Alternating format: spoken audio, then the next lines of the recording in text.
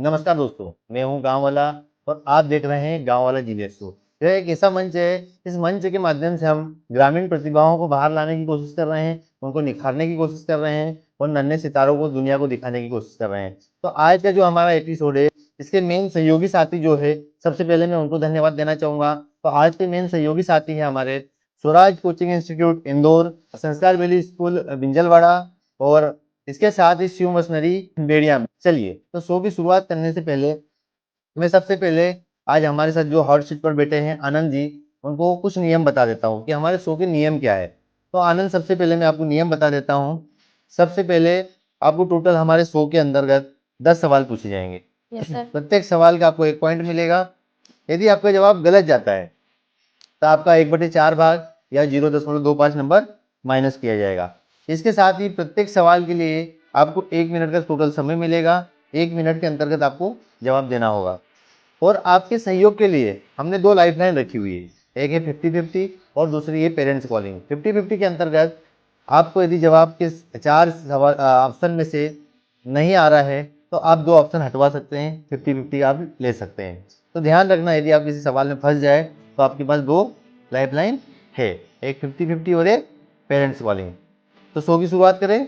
Yes sir. चलिए दोस्तों, तो आज के हम शो की शुरुआत करते हैं। सबसे पहले मैं सवाल नंबर 1 पूछने जा रहा हूँ हमारे साथ जो आनंद जी है उनसे। आनंद जी, आप रेडी है? Yes sir. चलिए, तो पहला सवाल है सामान्य ज्ञान से।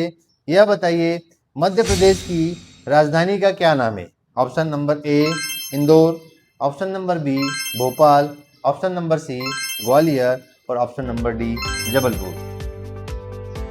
भोपाल। बहुत ही शानदार जवाब।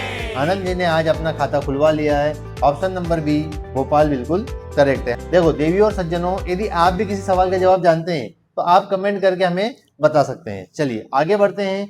सवाल नंबर 2 तर्क शक्ति से। मैं आपको एक क्रम दे रहा हूँ, उस क्रम में आगे की संख्या जो मिसिंग है वह आपको बताना है। क्रम है 1, 3, 5, 7। उसके आगे क्या आना चाहिए? ऑप्शन नंबर ए है 8, ऑप्शन नंबर बी है 10, ऑप्शन नंबर सी है 9 और ऑप्शन नंबर डी है 11। 9। Very good. यह विषम संख्याओं की सीरीज है। सम विषम आप जानते होंगे। यस। 1, 3, 5, 7, 9, 11 यह विषम संख्याएं हैं। तो ऑप्शन नंबर सी 9 आपका बिल्कुल करेक्ट है। चलिए तीसरे नंबर का सवाल रामायण से है। रामायण में सीता माता को वनवास के दौरान किस राक्षस ने हरण किया था?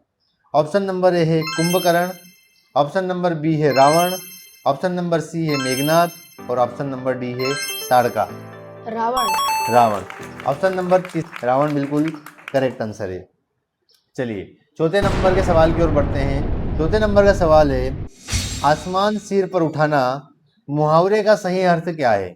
ऑप्शन नंबर ए बहुत शोर करना, ऑप्शन नंबर बी वजन उठाना, ऑप्शन नंबर सी ऊपर देखना और ऑप्शन नंबर डी पतंग उड़ाना।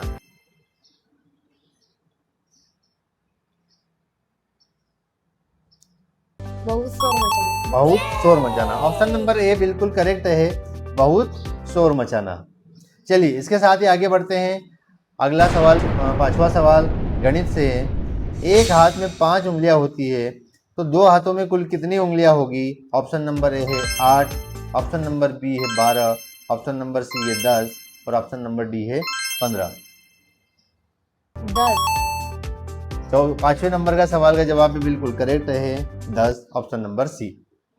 चलिए छठे नंबर का सवाल सामान्य ज्ञान से फिर हम लेते हैं। बापू के नाम से किसे जाना जाता है?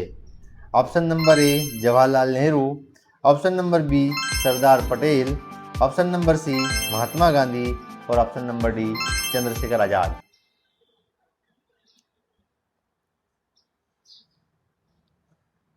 आपके पास 2 लाइफलाइन है, 50-50 और पेरेंट्स कॉलिंग। आप इनका इस्तेमाल कर सकते हैं। सर 50-50। 50-50। चलिए 50-50 आनंद जी चाहते हैं कि इनको 50-50 लाइफलाइन दे दें। हम 2 ऑप्शन हटा देते हैं।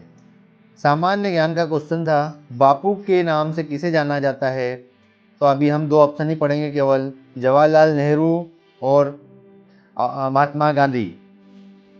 इन 2 में से आपको बताना है कौन करेक्ट है। जवाहरलाल नेहरू। 50-50 लाइफलाइन का इस्तेमाल करने के बावजूद भी आनंद जी का जवाब बिल्कुल गलत है। बापू के नाम से महात्मा गांधी जी को जाना जाता था और जाना जाता है। चलिए आगे बढ़ते हैं। 7वें नंबर का सवाल है महाभारत से भगवान कृष्ण का जन्म कहाँ हुआ था? ऑप्शन नंबर ए है गोकुल, ऑप्शन नंबर बी है मथुरा, ऑप्शन नंबर सी है द्वारका और ऑप्शन नंबर डी है हस्तिनापुर।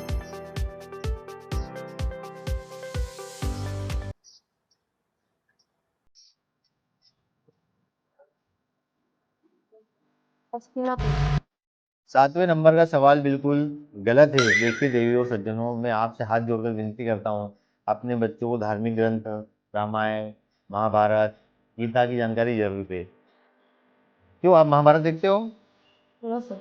रामायण नहीं। नहीं देखते? देखिए हमारे साथ जो आज आनंद जी है, ये बिल्कुल मना कर रहे हैं कि मुझे महाभारत का बिल्कुल ज्ञान नहीं है, रामायण का बिल्कुल ज्ञान नहीं है। रील्स देखते हैं? Yes sir. रील्स बिल्कुल बाकायदा देखते हैं। रील्स में क्या देखते हैं? Comedy video. Yes sir. तुम दर्शकों, आप अपने बच्चों को रील्स देखने की बजाय रामायण दिखाए, महाभारत दिखाए, गीता का ज्ञान सिखाए, ताकि आपके बच्चे के जीवन में वो चीज़ काम आने वाली है। रील्स देखने से किसी को कुछ नहीं मिला और न मिलेगा।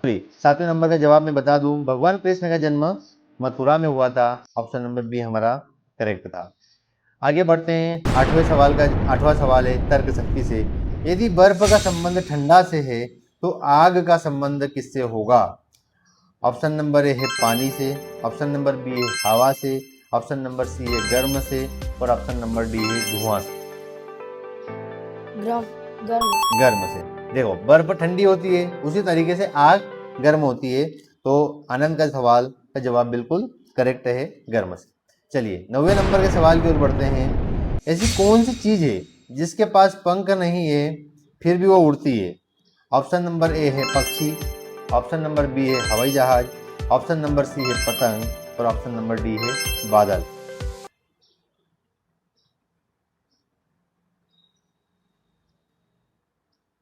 बादल। बादल आपने किसी ने उड़ते देखा है दोस्तों? देखिए सवाल का जवाब बिल्कुल गलत है। पतंग हम देखते हैं, पतंग के पंख नहीं होते लेकिन हवा में उड़ती है, तो हमने पतंग उड़ते हुए देखा है। तो इस पहेली का आंसर पतंग बिल्कुल करेक्ट होगा। चलिए 10वें नंबर के सवाल की ओर बढ़ते हैं। 10वें नंबर का सवाल गणित से है। 100 में से 50 घटाने पर क्या बचेगा? Option number A 40, option number B 60, option number C 50 और option number D 30। 50। 50, very good. 100 में से 50 घटाने पर 50 बचेगा। 10वें नंबर का सवाल बिल्कुल सही था। तो देखिए दर्शकों, हमारी कोशिश लगातार यही है कि हम ग्रामीण बच्चों की प्रतिभा को बाहर लाएं, गांव का विकास करें। तो आप लोग भी हमारे सहयोगी बन सकते हैं, हमें सपोर्ट कर सकते हैं, हमारे इस वीडियो को लाइक कर सकते हैं, शेयर कर सकते हैं, सब्सक्राइब कर सकते हैं, या अन्य किसी भी तरीके से आप सहयोग करना चाहें तो हमें सहयोग कर सकते हैं। चलिए वक्त है विदाई का, विदाई लेते हैं। आज के एपिसोड को यहीं अंत करते हैं। जय हिंद, जय गाँव वाला, जय भारत।